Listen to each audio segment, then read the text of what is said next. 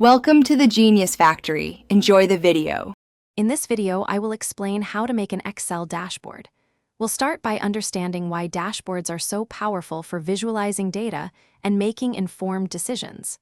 Then, we'll dive into identifying the most important metrics for your specific needs. Finally, I'll guide you through planning an effective layout that ensures your dashboard is both informative and easy to navigate.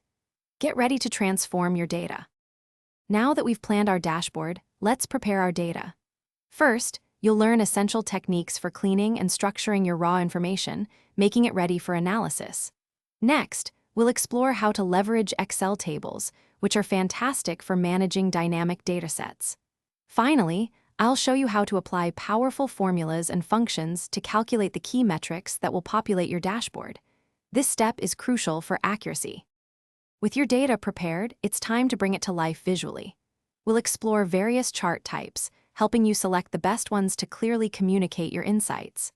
Then, I'll demonstrate how to add interactive elements, such as slicers and timelines, allowing users to filter data dynamically. Finally, we'll focus on design principles, ensuring your dashboard has a professional look with consistent formatting and branding. Make your data tell a story. You've built an amazing dashboard, and now it's time for the final touches. We'll cover how to thoroughly test your dashboard to ensure all its interactive elements and calculations are working perfectly. Then, I'll show you the best ways to share your creation with colleagues, maintaining data security and accessibility. Before you go, check the description for a link to those fantastic leak-proof containers and other great deals.